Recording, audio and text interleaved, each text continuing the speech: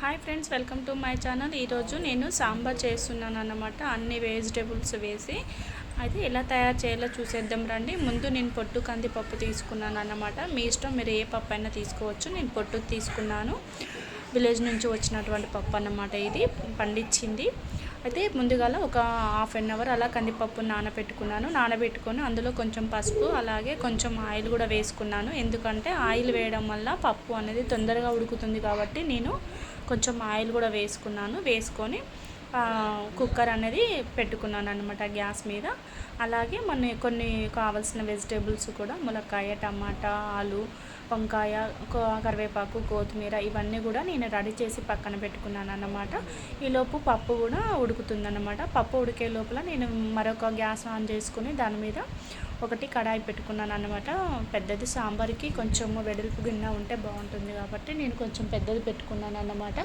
పెట్టుకున్న తర్వాత అది వేడి ఎక్కిన తర్వాత తగినంత ఆయిల్ వేసుకొని అందులో జీలకర్రను, కొంచెము ఆవాలు, అలాగే కొంచెం మినపప్పు వేసుకొని ఒక 2 ఎండుమిర్చి కూడా వేసుకున్న తర్వాత ఆనియన్స్ కూడా పెద్ద పెద్దగా కట్ చేసుకొని వేసుకున్నాను అనమాట. సాంబార్లోకి పెద్ద సైజుగా ఉంటే బాగుంటుంది కాబట్టి నేను కొంచెం పెద్దగా కట్ చేసుకున్నాను. అలాగే ములక్కాయలు కూడా పొట్టు తీసుకొని కట్ చేసుకొని పెట్టుకున్నటువంటి ములక్కాయలు కూడా వేసుకున్నాను. అలాగే వంకాయలు చూసారుగా, ములక్కాయలు, వంకాయలు వెజిటేబుల్స్ అన్నీ కూడా ఒక్కొక్కటి వేసుకోవాలన్నమాట. కొంచెం గ్యాస్ అనేది సిమ్లో పెట్టి వేసుకోండి. నేను స్టీల్ గిన్నె పెట్టుకున్నాను కాబట్టి కొంచెం అది అడుగంటుతుందని చెప్పేసి నేను సిమ్లో పెట్టి వేసుకున్నాను అన్నమాట. అవన్నీ కూడా పచ్చిమిర్చి, కరివేపాకు, వంకాయ, ఆలు ఇవన్నీ కూడా టమాటో వేసుకున్నాను అన్నమాట. మన ఛానల్ని ఎవరైనా ఫస్ట్ టైం చూస్తున్న వాళ్ళు ఉంటే ప్లీజ్ సబ్స్క్రైబ్ చేసుకోండి. మీ సపోర్ట్ మాకు చాలా అవసరము.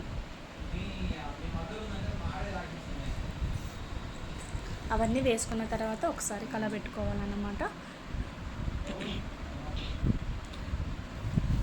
సాంబార్ అనేది మనకు చాలా ఈ సమ్మర్లో కూరలు తినాలంటే తినబుద్ధి కాదు కదా. అలాంటప్పుడు ఇలా సాంబార్ చేసుకుంటే వేడివేడి అన్నంలోకి చాలా బాగుంటుంది.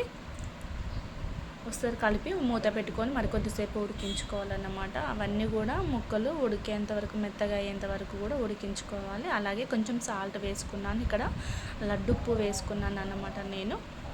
మీరు ఏదైనా వేసుకోవచ్చు. ఉప్పు వేయడం వల్ల ఏంటి అంటే ముక్కలు అనేవి తొందరగా ఉడుకుతాయి కాబట్టి నేను ముందే ఉప్పు వేసుకున్న తర్వాత కొంచెం పసుపు కూడా వేసుకున్నాను అన్నమాట. ఆల్రెడీ పప్పులో కూడా నేను కొంచెం పసుపు వేసుకున్నాను కాబట్టి దాన్ని చూసుకొని దీంట్లో కొంచెం అంత పసుపు వేసుకున్నాను అన్నమాట.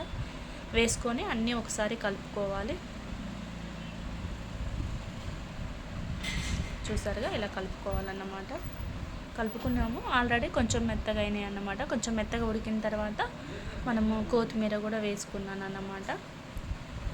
కొత్తిమీర వేయడం వల్ల స్మెల్ అనేది బాగుంటుంది కాబట్టి మనకు రెస్టారెంట్ స్టైల్లో మంచిగా సాంబార్ రావాలి అనుకుంటే మంచిగా అన్నీ వేస్తే బాగుంటుంది.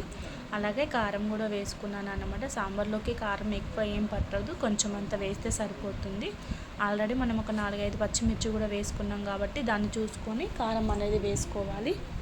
కారం వేసుకొని ఒకసారి కలిపి మళ్ళీ కొద్దిసేపు మూత పెట్టుకొని ఉడికించుకోవాలన్నమాట. మనం వేసిన ముక్కలన్నీ కూడా మెత్తగా అయ్యేంత వరకు ఉడికించుకోవాలి. చూసారుగా ఎలా ఉడికినా.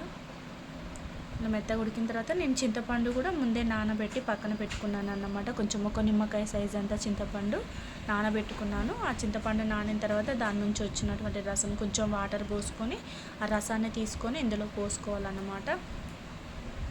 పోసుకొని మరి కొద్దిసేపు మూత పెట్టి ఉడికించుకున్నాను. చూసారుగా, కొద్దిసేపు ఉడికించుకొని తగినన్ని వాటర్ కూడా పోసుకున్నాను అన్నమాట నేను.